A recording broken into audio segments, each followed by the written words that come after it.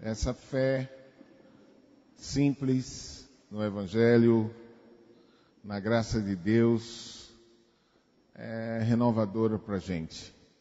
Queria dizer mais um ponto aqui com vocês. Nesse momento aí de pandemia, epidemia, loucuras e medos, pavor, exageros, pressões, eu fico pensando, hoje nós estamos tendo uma reunião assim, já está sendo orientado por ser pandemia, que não se tenha reuniões com mais de 50 pessoas, ou agrupamentos, essas orientações, considerações, conselhos que são dados quando há pandemia, e a diferença da pandemia para a epidemia está na proporção, né? A pandemia, normalmente, porque alcançou continentes, outros continentes, então sai de um continente para o outro, para o outro, para o outro. Quando se acontece isso, é considerado uma pandemia. E eu fico pensando que alegria quando estamos juntos. Imagino que algumas pessoas, alguns irmãos, como alguns irmãos na Itália andam pedindo oração para segurar, mas a tristeza de não poder estar juntos e de se relacionar, nós temos a alegria de podermos estar aqui. E nós estamos aqui, gente, em nome de Jesus, tá? A centralidade aqui é Cristo, nosso coração está nele, nossa alegria está nele, nossa paz está nele. Eu tenho uma fé simples, tá? Eu posso ler com vocês um Salmo 91, que é utilizado para fechar corpo, nos umbrais da porta, aberto nas lojas, nas casas. Normalmente o Salmo 91 é aberto, mas ele fala exatamente isso, vocês sabiam? E que para mim não está baseado nessa ideia de reza do Salmo 91, mas o conteúdo que ele traz de fé. E eu penso que nós precisamos nos pautar em uma fé que não é imprudência, é irresponsabilidade, aquela fé pentecostal que é irresponsável, eu vou fazer isso porque... Não é isso. Eu estou falando de uma fé simples na palavra de Deus, que dá segurança da soberania de Deus. Alguém lembra desse Salmo 91, assim, meio que de memória? Então vamos lá.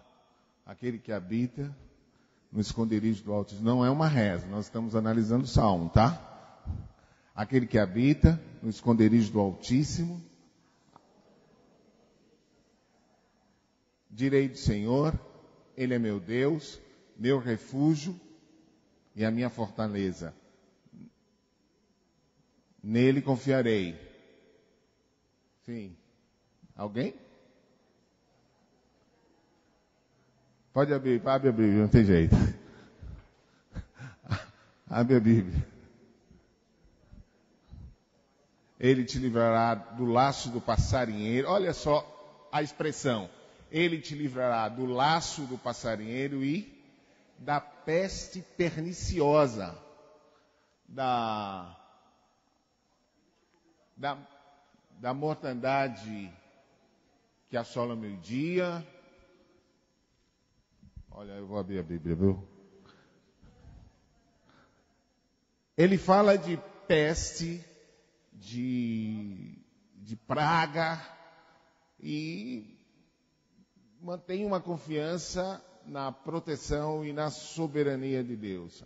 Irmãos amados, os cuidados que nós vamos ter e que devemos ter são consideráveis, mas em nós nenhum terror nenhuma agonia, nenhuma paranoia.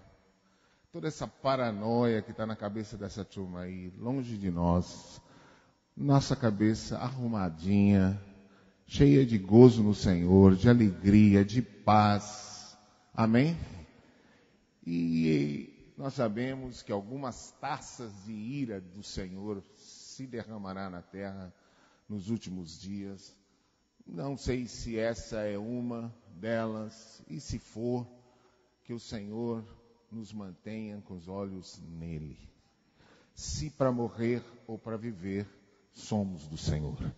Nós não vamos nos apavorar, nem ficarmos paranoicos, nem andarmos paranoicos por aí, como já vejo algumas paranoias.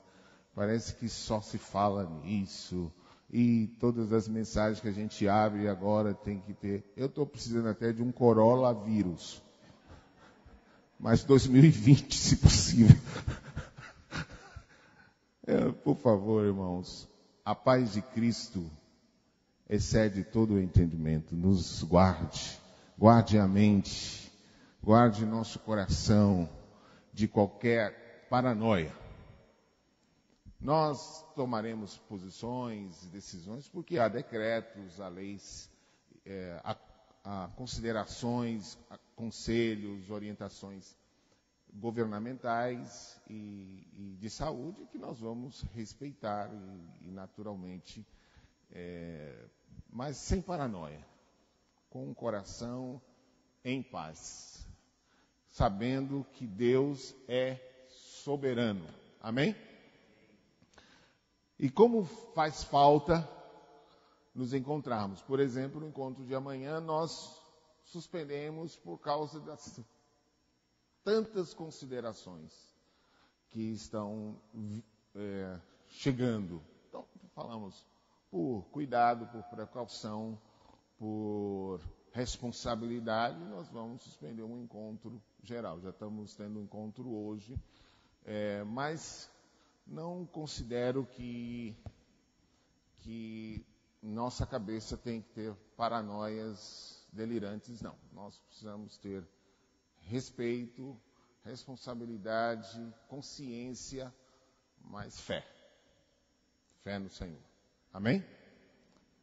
Estamos juntos. 1 metro de distância.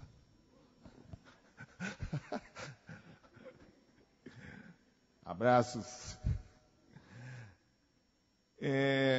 Eu gostaria de aproveitar esta tarde para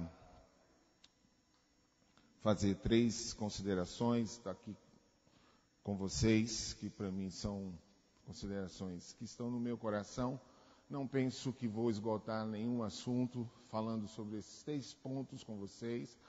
Gostaria que vocês participassem, se possível, se sentirem do Senhor. Tenham toda a liberdade para participar, para acrescentar, para colaborar. Não vou fazer esses 3 pontos de considerações que vou fazer. Não tem um sentimento de vou fazer isto corrigindo ou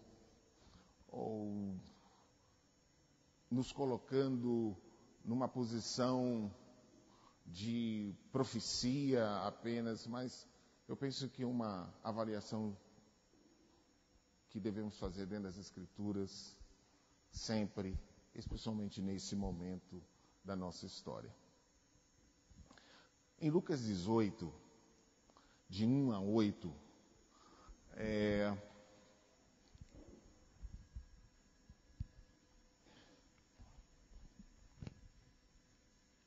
eu gostaria de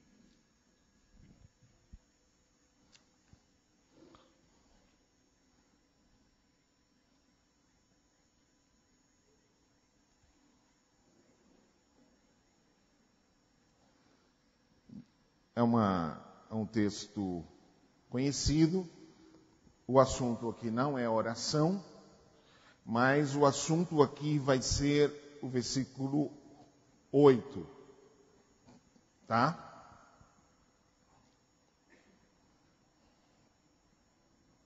Versículo 8. Vocês já conhecem o texto, é muito utilizado quando falamos sobre oração. E no versículo 8 diz assim: digo-vos que depressa lhes fará justiça. Contudo, quando vier o Filho do Homem, achará porventura fé na terra? Essa é a primeira consideração que eu gostaria de fazer com vocês nesse momento. Há pouco tempo fiz passei uns dois anos e meio, sei lá, estudando um pouco hebraico. Fiquei meio que paranoico também, porque comecei a estudar por uma faculdade teológica de Jerusalém. E as aulas eram videoaulas com professores normalmente de outros países. E enquanto eu estava fazendo isso, eu comecei a me questionar, e eu disse, realmente, eu tenho uma fé ortodoxa. Eu percebia a diluição da fé a cada um que eu ouvia. E eu cheguei à seguinte conclusão: a maior parte dos cristãos declarados não sabem em que creem. Não sabem em que creem. Eu creio nisso, eu creio nisso, eu creio nisso, eu creio nisso. A maior parte dos cristãos declarados não sabem em que creem. Então, esse momento chamado de pós-moderno é o momento mais complicado da história do cristianismo. Por quê? Os cristãos não conseguem compreender sua fé, não conseguem defender sua fé e não conseguem, muito menos, vivenciar sua fé. Ele não sabe o que crer. Esse é um aspecto de... Será que quando o Filho do Homem voltar vai encontrar fé na terra? Vocês acham que isso tudo que nós estamos vendo, ouvindo, é fé? Alguns dizem que os cristãos modernos não representam o verdadeiro cristianismo. Os cristãos de agora não representam o cristianismo. Isto é chocante. Porque você dizer que nós não representamos o cristianismo, porque o cristianismo não começa em nós. O cristianismo ele tem uma história de fé, de bases, de sofrimento, de morte, de gente que defendeu princípios, que morreu por esses princípios, que foram decapitados, assassinados por princípios, porque criam em coisas que hoje nós nem sabemos mesmo se cremos ou não cremos, ou então pomos dúvida. Será isso aqui e tal, é uma interpretação de fulano, de Beltrano, e me parece que se perdeu na história uma fé genuína. E eu penso assim, vocês, esta geração, devem se levantar na autoridade do nome de Jesus para defender uma fé cristã, uma fé clara, inequívoca, numa centralidade em Cristo. Vocês são convidados a tirar a espada da bainha e defender a fé. Eu penso que nós precisamos conversar um pouco sobre isto, mais profundamente. E eu estou dando um chute aqui, um start, de que precisamos discutir sobre o que cremos, com clareza, com liberdade, com abertura, com a Bíblia. O que nós cremos de fato? Do que nós estamos dispostos a morrer? Pelo que nós defenderemos em matéria de fé? Os cristãos do primeiro século sabiam o que defendiam e pelo que eles morriam. Bom, nós vamos crer nisso, e morremos por isso. Então, aconteça o que acontecer, nós não abrimos mão destes elementos de fé. Eu pergunto, pelo que nós estaríamos dispostos a morrer? Quais são os elementos da nossa fé? O que cremos? Esse seria o nosso primeiro ponto. O segundo ponto,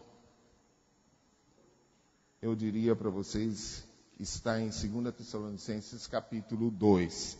Isso aqui é um caldo mais grosso, acho que engrossa mais a discussão, se é que tem alguma discussão nisso.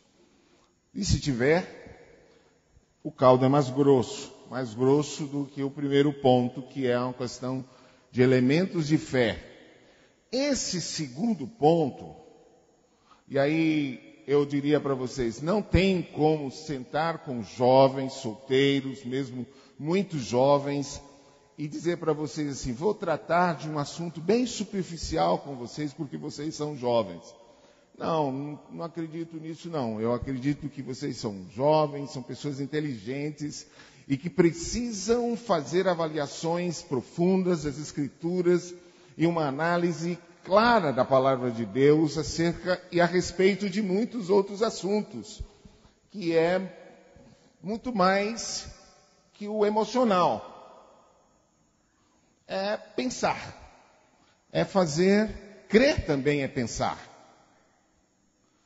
E sempre na história da igreja, e especialmente na época de trevas, sempre foi destacado pensadores, gente que parava, pensava, fazia análises claras das Escrituras, porque estava tudo muito perdido, estava tudo muito sem rumo, muito sem base. Época da Idade Média, por exemplo, quando parecia que nós chamamos na história de Era das Trevas. Na Era das Trevas, a igreja tinha quem pensava, porque toda a argumentação era contra o cristianismo. E tudo que o cristianismo dizia, se dizia ao contrário. Por exemplo, capítulo 15 de 1 Coríntios, fala-se sobre ressurreição de mortos, inclusive que é uma doutrina básica. Você sabe alguma coisa sobre ressurreição de mortos? O que você sabe sobre ressurreição de mortos? Como você defenderia a ressurreição de mortos? Inclusive a ressurreição de mortos é base para o cristianismo, base para o que você crê, base inclusive para o que você vive.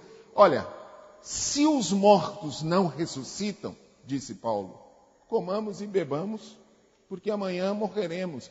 Se não há esperança de vida eterna e de ressurreição, tudo vai ficar aqui. Então nós vamos ter que curtir tudo aqui. Fazer tudo aqui agora. Essa é a base do hedonismo e das filosofias que estão permeando a cabeça da turma nesse momento. Eles tiram a base da eternidade. Eternidade? Por que eternidade? Como eternidade? E era assim que eles questionavam, por exemplo, como pode uma pessoa morrer, virar pó, e depois de algum tempo vir a ressuscitar e viver novamente? Esse era o questionamento dos incrédulos. ateus contra o cristianismo. Como você pode ser uma pessoa inteligente e acreditar que uma pessoa morre, vira pó e depois volta à existência? É exatamente isso que os cristãos com categoria, tranquilidade diziam. Se nós cremos que Deus faz do nada o que existe hoje, por que nós vamos duvidar que Ele pode trazer à existência o que já existiu? Era argumentação e uma contra-argumentação de fé. Bom, se você não crê naquilo que cremos, nós cremos com base. Nós cremos porque se cremos que Deus traz a existir o que nunca existiu, por que Ele não pode trazer à existência o que já existiu? Não seria mais fácil? Crer é também pensar. E Tessalonicenses 2, ele coloca algo para mim importante pensarmos hoje. Pensem comigo, analisem, participem, pode questionar ou acrescentar. Olha só, ninguém, de modo, capítulo 2, diz, irmãos, no que diz respeito à vinda do nosso Senhor Jesus Cristo e à nossa reunião com Ele, nós vos exortamos que não vos demovais da vossa mente com facilidade. Não mudem de ideia com facilidade. Nem vos perturbeis, não fiquem perturbados, quer por espírito, quer por palavra, quer porque não entendeu bem uma epístola, como se procedesse de nós, supondo que tenha chegado o dia do Senhor. Até que alguém me disse que tem um grupo, não sei das quantas, não sei se é de Itabuna, que está numa fazenda aí, isolado, esperando Jesus voltar. Alguém já ouviu falar nisso? Uma história que me chegou aos ouvidos, não sei. Aí ele diz assim, não se perturbem, não fiquem com a cabeça perturbada com isso. Ninguém de nenhum modo vos engane, que isto não acontecerá sem que primeiro venha a apostasia e seja revelado o homem da iniquidade e o filho da perdição. Eu gostaria de dizer para vocês que o segundo ponto, qual foi o primeiro ponto mesmo? Quando o filho do homem voltar, encontrará fé na terra? Esse é o primeiro questionamento e esse foi feito por Jesus. O segundo questionamento, o segundo ponto da nossa conversa aqui é a grande apostasia profetizada por Daniel. Você sabe o que é a grande apostasia? É uma mudança de fé, de estrutura de mente, como nunca houve no cristianismo. Essa mudança de estrutura mental, de fé, precede a vinda do Senhor. E olha, gente, eu sou pastor desde os meus 18 anos, e há mais de 30 como pastor, eu nunca tinha visto mudança de estrutura. Eu não estou falando de errar, de pecar, de cair, de levantar. Não é isso, não. Nós vivemos com isso o tempo todo. Convivemos com isso. Nós estamos falando de mudança de estrutura de fé, de base. Tipo assim, sabe qual é a minha impressão hoje? É que tem um cristianismo para cada cristão. Cada cristão tem seu cristianismo pessoal. Quando ele é muito apertado, ele fala o seguinte: isso é o que você crê, é a sua interpretação, eu não vejo assim, eu tenho a minha.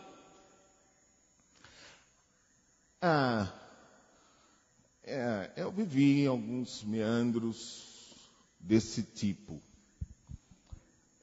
cada um interprete do seu jeito. Faça a sua interpretação e tenha o seu cristianismo. O cristianismo é seu, você faz o que você quiser dele. Não é assim. Gostaria de dizer a vocês que não é assim. O cristianismo tem 2000 anos. Tem história, está em torno de Cristo e da sua doutrina. Irmãos que sofreram e morreram por defender uma fé. Existem, para o momento, dessa debandada quase geral. Jesus falou sobre isso. Ele disse assim, olha, vai se multiplicar a iniquidade a tal ponto que o amor de quase todos esfriará. Olha, gente, esse esfriamento espiritual não quer dizer simplesmente a pessoa sair do grupo. Montar um novo grupo, estar em um novo lugar, não é isso, gente. Nós estamos falando de uma mudança de estrutura de pensamento e de fé.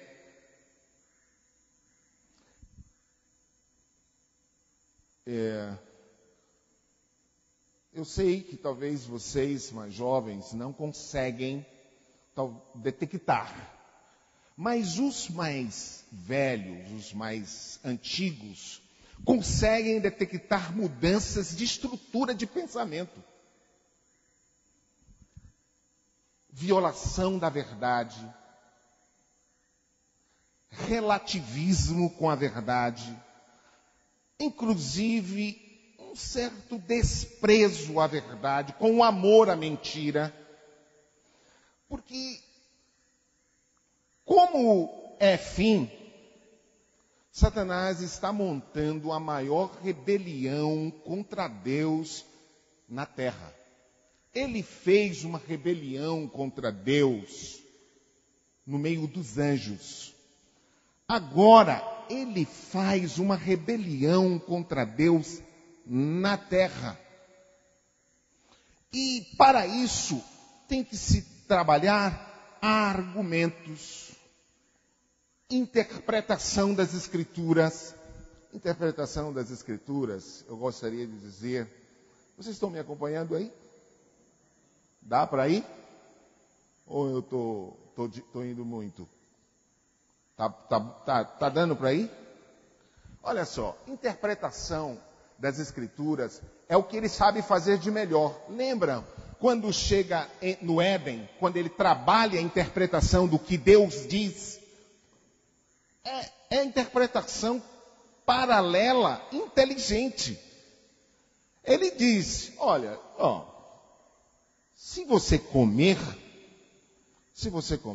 você vai ter conhecimento do bem e do mal. É mentira? Não. Era exatamente isso, mas o ponto mais importante dessa verdade, ele não diz. Qual era o ponto mais importante dessa verdade, para ela ser uma verdade inteira? É dizer assim, você vai conhecer o bem, mas não vai conseguir fazer o bem, porque você não comeu da árvore da vida. E você vai conhecer o mal, mas você não tem capacidade de evitar o mal, porque você não comeu da árvore da vida. Então, parte da verdade foi dita e parte da verdade é escondida. Por isso ele é pai da mentira. Porque meia verdade é uma mentira inteira para Deus. Então, quando ele diz só uma parte da verdade, e eu vou dizer para vocês, me parece que o cristianismo moderno tem parte da verdade. E não a verdade toda. Jesus diz, eu sou a luz do mundo. E quem me segue não andará em trevas. Diga, meu irmão.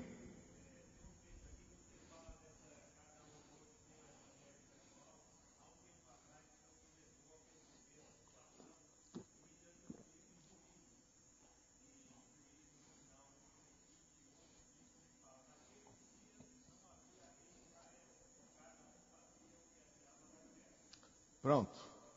Isso expressa exatamente o que vai ser a grande apostasia, uma debandada quase geral, um esfriamento geral. Não é assim, eu saí, vou embora, não quero mais. Não, eu estou falando de esfriamento dentro, de mudanças dentro,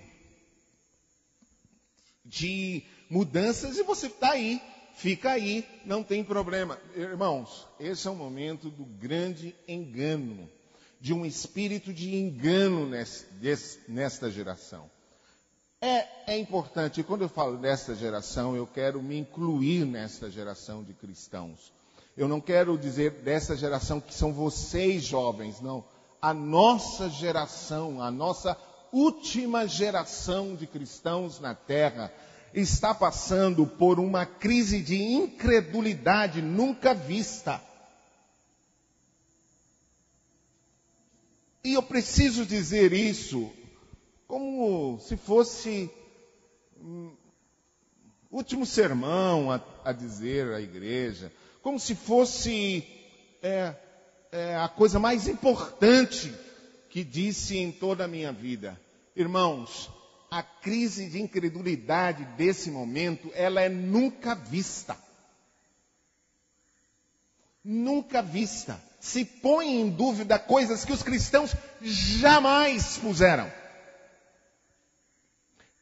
Olha, e eu não estou falando de relativismo, porque sobre coisas relativas nós já passamos dos moldes há muito tempo.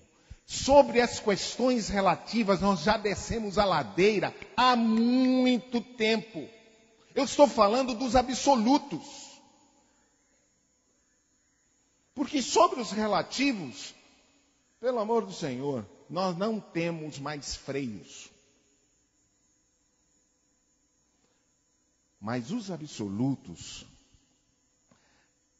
eles são base de fé. Essa é uma grande apostasia. Esse é o momento mais louco da história da igreja. Nunca tinha visto isso. Nunca se questionou coisas tão básicas. E isso em nome da inteligência e do pós-modernismo. Isso, Coulson fala muito bem disso, Mara. Aquele livro que você um dia me emprestou. E eu não sei se eu te entreguei. Ah, não? Desculpa. Confissões. Mas eu comprei um. Então o seu deve estar lá. Porque esse Coulson é um pensador, filósofo cristão de uma ideia, de uma análise do cristianismo como eu nunca tinha visto para essa geração pós-moderna. Eu quero repetir para vocês que essa grande apostasia que está aqui antecede a vinda do nosso Senhor. E que vocês estão pensando que o maior problema aqui, abrindo um parêntese, o maior problema de agora é o vírus, coronavírus? Não. Por favor, cachorro, você... Ficarão de fora os cães. Deixa eu repensar com vocês. Vocês acham que o maior problema agora é o coronavírus? O maior problema agora, se é que vai ser um problema, não sei, é a economia mundial. Porque para haver... Deixa, ele é melhor quieto do que tangido agora. Para haver a manifestação do anticristo, haverá um caos econômico. Vai haver. Se não for agora, será mais adiante. A qualquer momento haverá um caos econômico. Esperem por isso. Se provocado por isto ou por aquilo, haverá um caos econômico. E com o caos econômico haverá uma solução dada por um homem. Então esse, para quem estuda as profecias, é um dos pontos mais críticos. Os que estudam profecias não estão nem aí para vírus. Estão preocupados, estão pensando assim, é agora? Chegou o momento? É o momento que nós precisamos nos posicionar? Quando será? Porque está escrito assim, voltem lá no capítulo 2 de 2 Tessalonicenses e analise juntamente comigo. Ninguém de nenhum modo vos engane, porque isso não acontecerá sem que primeiro venha apostasia e seja revelado o homem da iniquidade. Ou seja, gente, o Senhor não virá sem que duas coisas básicas aconteçam. Uma grande apostasia, uma grande mudança de fé, uma grande mudança de estrutura de fé. E segundo, a revelação do homem da iniquidade. Então, estou falando isto para que chame a atenção da igreja, de vocês, de todos os irmãos, de que há uma ordem de acontecimentos dentro. Apostasia é dentro. Não é fora, é dentro. O esfriamento é dentro. A debandada é dentro. Haverá isso. Não sei quando. Vocês imaginam quando será? Quando é que vai haver uma grande debandada de fé? Quando vai haver um grande esfriamento assim, quase que geral, onde as pessoas vão mudar a estrutura de fé, onde cada um vai ter o seu cristianismo. Vocês acham que isso vai acontecer quando? Chutando aí. Hã? Então vocês percebem que a coisa não vai acontecer, né? Ela está acontecendo. Diante dos nossos olhos. E o terceiro ponto que eu gostaria de destacar com vocês está em 2 Timóteo 3. Então, o primeiro ponto é a pergunta: será que quando o Filho do Homem voltar encontrará fé na terra? O segundo ponto é um alerta. E não é um alerta para os outros, é um alerta para nós mesmos, sabe? Sabe quando dentro de você tem que fazer uma análise assim, tipo, como é que está a minha fé, minha vida, como é que está a minha cabeça, como é que eu estou como cristão, sabe? Não é assim, eu não estou fazendo uma análise da juventude, eu estou fazendo uma análise, irmãos, da estrutura de fé, de pensamento. Isso, das mudanças de estrutura de fé. E, por fim, eu gostaria de dizer isso a vocês em Timóteo. Em 2 Timóteo 3. Em 2 Timóteo 3, eu vou dizer que falei que esse tempo seria o tempo onde Satanás está levantando a maior rebelião contra Deus. Eu acredito nisso. Mas eu vou mais adiante, nesse terceiro ponto. Eu vou dizer, a estrutura de mente dessa última geração é uma estrutura de mente um tanto estranha. E aqui eu não estou falando de jovens, eu estou falando de mente cristã mesmo. Porque esse momento é um momento que nós consideramos profetizado por Paulo. Sabe, porém, isto, nos últimos dias sobrevirão tempos difíceis. E aqui ele está dizendo assim, vai ser difícil ser cristão nos últimos dias. Muito difícil ser cristão. E aí eu pergunto assim, quem não está percebendo isso? Quem não consegue perceber que cada dia está difícil ser cristão. É ou não é? Fala a verdade. Não tem sido difícil? Para alguns, muitíssimo difícil. Para outros, quase que impossível ser cristão nesses últimos dias. Está profetizado que nos últimos dias seria, assim, difícil. Difícil. Porque os homens seriam egoístas. Egoístas. Avarentos.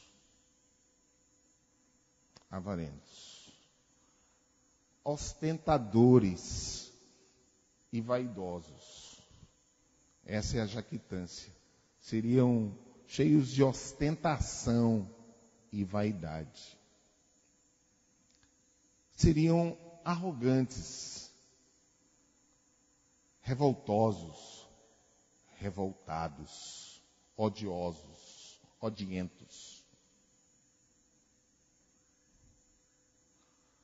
Eles seriam assim, pessoas odiosas, odientas.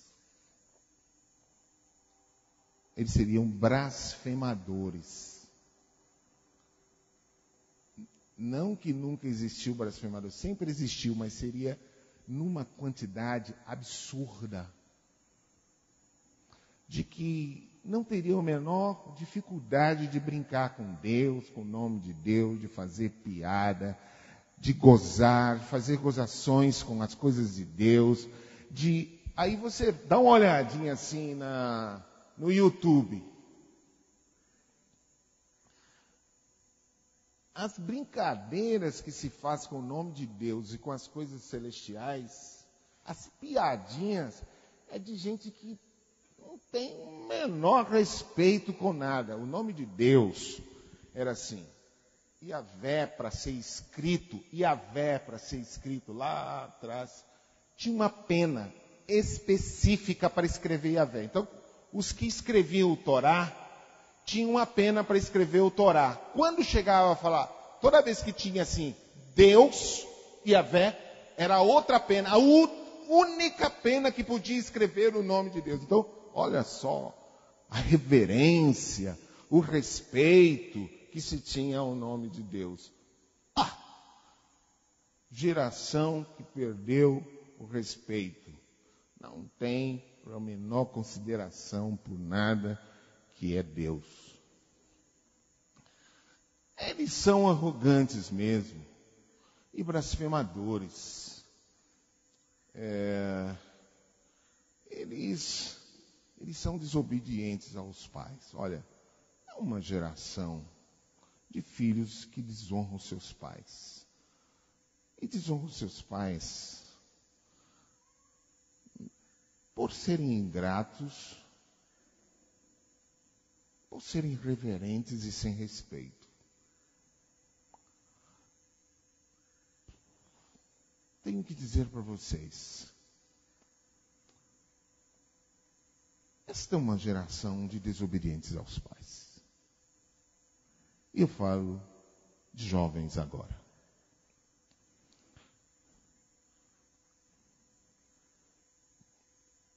Honrar seus pais, e não é isso o nosso assunto, mas honrar pai e mãe sempre foi um tema de promessa.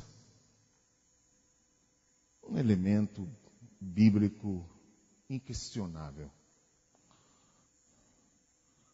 Os filhos, hoje, tratam seus pais como se fossem iguais. Eles não são. Gostaria de dizer isso para vocês. Eles não são iguais. Deus não muda as regras. Deus não muda ideias. Ele tem princípios. E os seus princípios não mudam. Mas eles são desafeiçoados. É sem afeição natural, sabe? Sem sensibilidade, sem sensibilidade de afeição. Uma geração de frios, de frio. Assim, não tem muita afeição eu digo para vocês que esta é uma característica do fim. Eles são implacáveis, não perdoa, são insensíveis, inflexíveis. Isso é a palavra implacável, quer dizer isso. Caluniadores.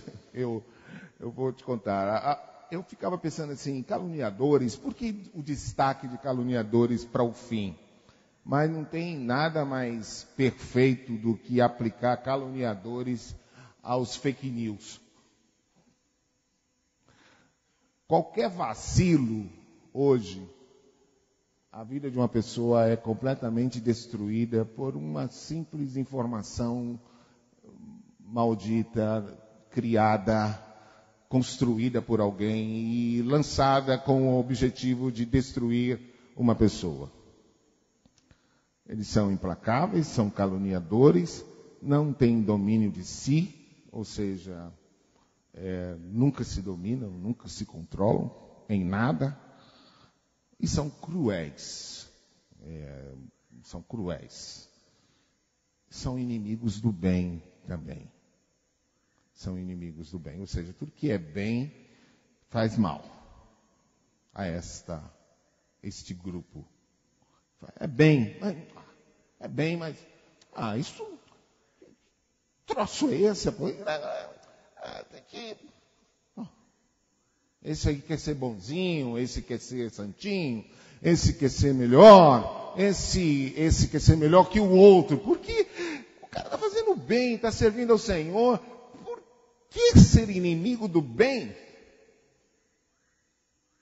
Como rejeitar o bem?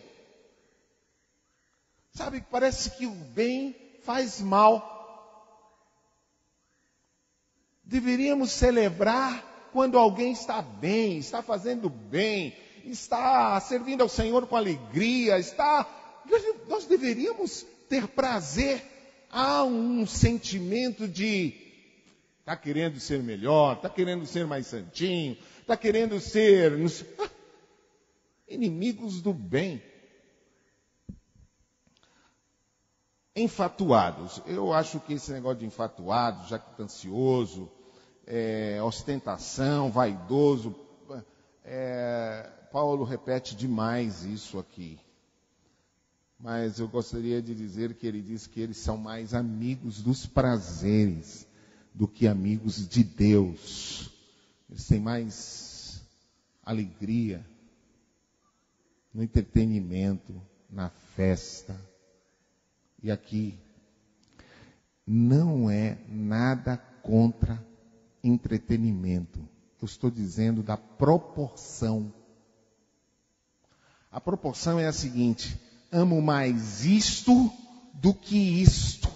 Quero mais isto do que isto. E aqui não é contra o entretenimento, mas quando proporcionalmente eu tenho mais prazer nisto do que nisto, e isto sendo geral, passa a ser uma característica profética para o fim. Pensem comigo. Pensem comigo. Esta é uma geração dos tempos difíceis. Todos nós estamos enfrentando os tempos mais difíceis para nós. E eu não estou aqui como pregador. Eu quero me colocar como aquele que sabe o que está falando. Eu estou dizendo dos tempos difíceis. Eu estou dizendo das dificuldades que enfrentamos dentro de nós para sermos cristãos hoje. Eu estou dizendo da luta que você e eu estamos enfrentando. E eu pergunto com seriedade, quantos percebem isso? Levanta a mão assim. Percebem a luta, a guerra, o esforço deste momento para se manter de pé, para fazer a vontade de Deus, porque nunca foi tão fácil fazer o contrário. Foi tão fácil. Se a maioria está nessa, você acaba sendo um ponto de resistência no meio de uma multidão, porque quase que você é o único. Não é o único. Se você se sente assim meio que único, não se sinta assim. Elias se sentiu assim, lembra? Ele diz assim, ó, não tenho razão de viver. Mataram seus profetas, destruíram tudo, só ficou eu. Ele disse isso a Deus. E Deus fala para ele, tudo bem, eu tenho 7.000, tá? Olhando de cima, fazendo minhas matemáticas, eu contei 7.000 homens que não se dobraram a Baal. Tenho 7.000 que você não conhece. Então, se você se sente assim meio que isolado, único, isolada, única, não. Para desse sentimento meio de exclusiva ou de exclusivo de que você é o único ou única, porque isso não existe. Deus tem os que são seus e Ele conhece os que são seus. Quero terminar dizendo o seguinte. Egoísmo, avareza, ostentação, vaidade, arrogância, blasfêmia, desobediência aos pais, isso num grau que nós estamos vendo hoje como nunca. Ingratidão, irreverência, sem respeito, sabe? Está muito ligado à blasfêmia, mas é irreverência mesmo, assim. Tipo, sem respeito a nada, especialmente coisas de Deus, assim. Não tem respeito, não tem consideração.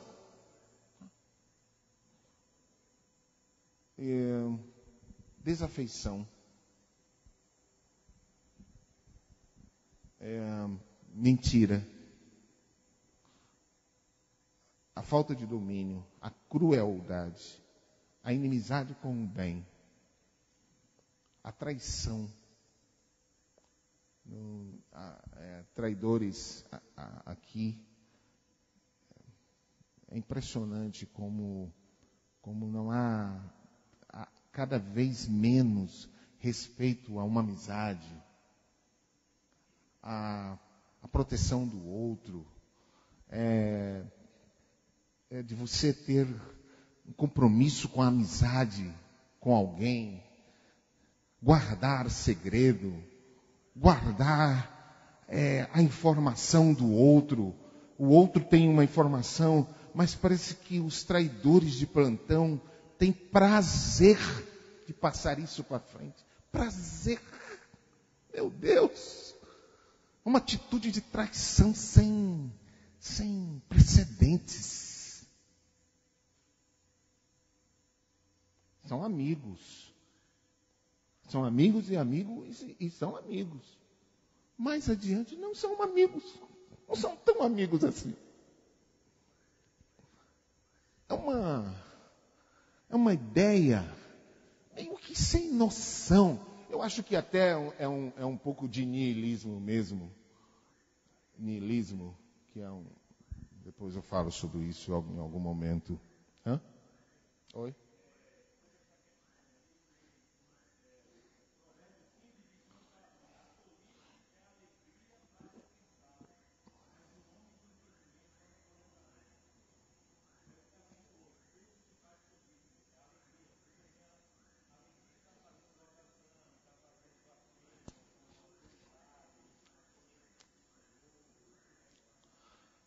Muito bem. Quero falar da vinda do nosso Senhor Jesus Cristo, da nossa reunião com Ele, dizer que vocês e eu e nós estamos em momentos muitíssimo difíceis, que cremos na graça de Deus, que Ele vai trazendo a sua luz sobre nós.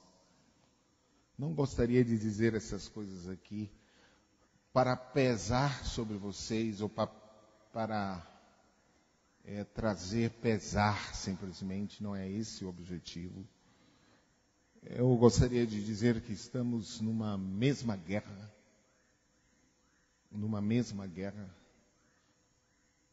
numa luta fortíssima,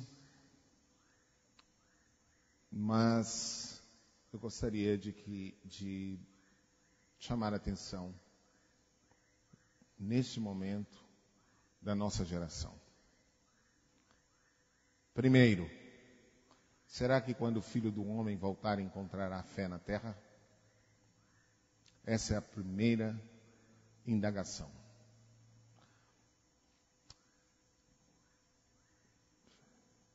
Será que nós cristãos sabemos o que cremos e conseguimos compreender a nossa fé e defender aquilo que cremos?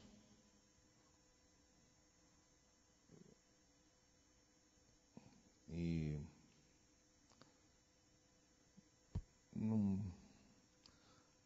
não queiram pensar que estou aqui corrigindo ninguém. Não queiram pensar que estou aqui para apontar alguém. Mas é um sentimento de que alguma coisa se perde em relação à fé nesse momento. E que precisa de ser recuperado em nós. Amém? Amém? Me coloco como parte desta necessidade.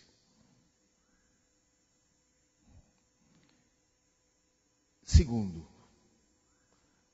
quero chamar a atenção de todos nós quanto à grande apostasia profetizada por Daniel. Irmãos amados, não se trata de errar, pecar, ter problemas, dificuldades, enfrentamento. Assim como fé, eu falo mesmo, estou falando de crise de incredulidade nunca vista.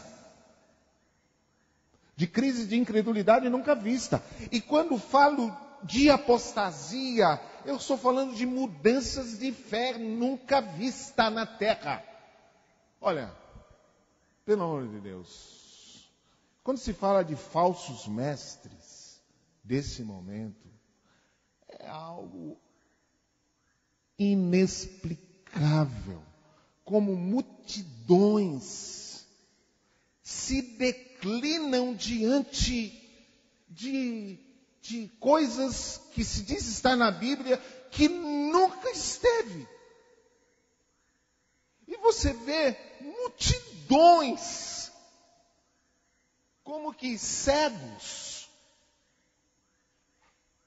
E eu penso assim, não tem um que consiga ver que isto não é de Deus, que não tem nada a ver com Deus, que não tem isso nas Escrituras, que não tem. É uma violação da verdade mesmo. E acho que é um amor à mentira.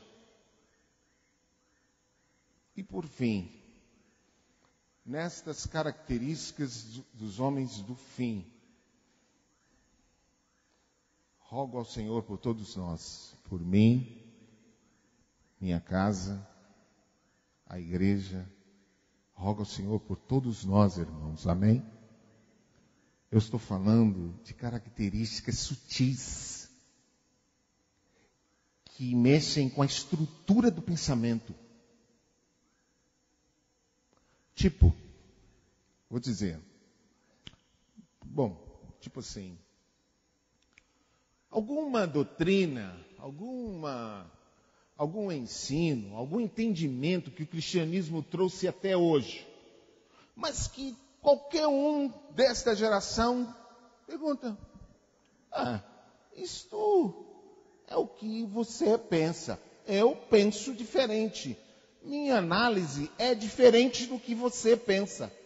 Aí você fala: mas como? Não está escrito, não foi o tempo todo isso que todo mundo pensou? Por que agora não é mais? Não é mais, porque chegamos à grande apostasia. Não é mais porque mudou-se a estrutura de fé e pensamento. Peço a vocês, diante do Senhor, rogo, vamos clamar a Deus por esse momento. Vamos nos unir a uma fé antiga. Vamos abandonar a fé moderna dos que vivem e nos apegarmos à fé viva dos que dormem.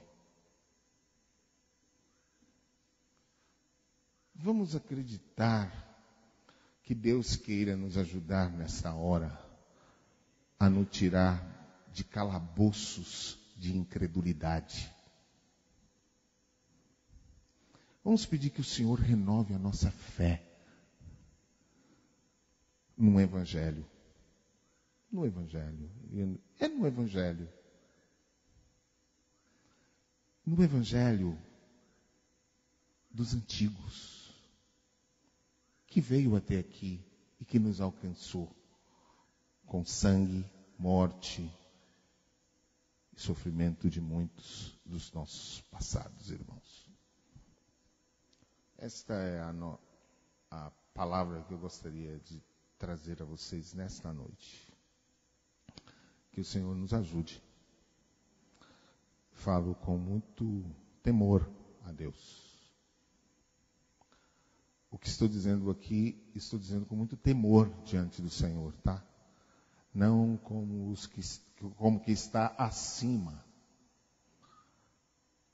mas envolvido no mesma problemática, enfrentando as mesmas situações. Eu tenho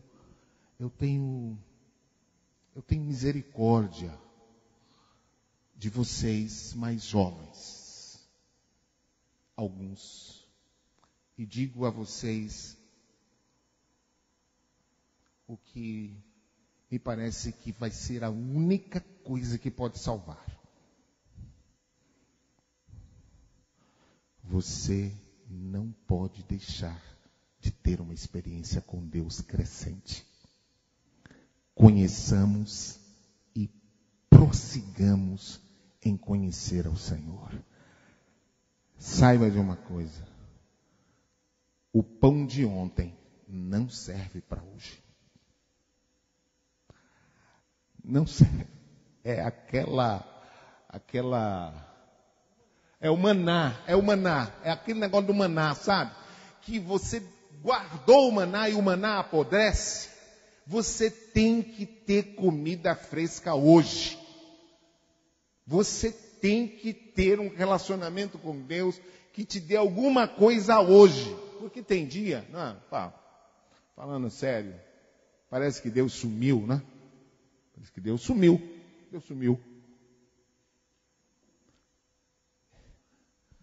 E ali está um texto, quando não havia rei em Israel, e o povo estava lá. Deus é o nosso refúgio e fortaleza. Socorro bem presente nas horas de angústia.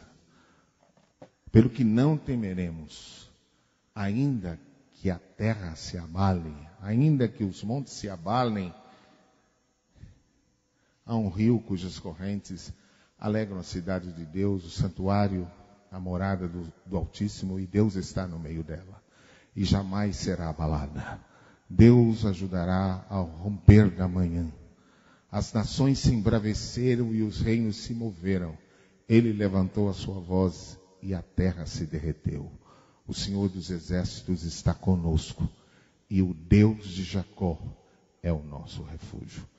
Eu acredito que, terminando, eu diria assim, as trevas, Isaías disse isso, as trevas cobriram a terra, e a iniquidade os povos, mas sobre vocês tem luz, vai vindo uma luz, vem uma luz sobre vocês. Deus não nos deixou sozinhos nesse momento. Ele não nos entregou a Satanás neste momento. Ele não nos entregou a corja de demônios que vem sobre essa terra neste momento. Sobre a sua igreja Ele tem proteção e luz. Nós temos que crer nisso, que Deus tem proteção sobre a sua igreja. E esta não prevalece. Júnior, líderes, irmãos amados, todos que têm sofrido, observado, visto lutas dentro de você, lutas fora, vamos nos unir diante do Senhor em oração e clamor e dizer que o Senhor é o nosso Deus, que Ele não nos abandona em momento algum e não nos entregará neste momento, mas sobre nós, sobre a sua igreja, a sua luz vai raiar. Amém?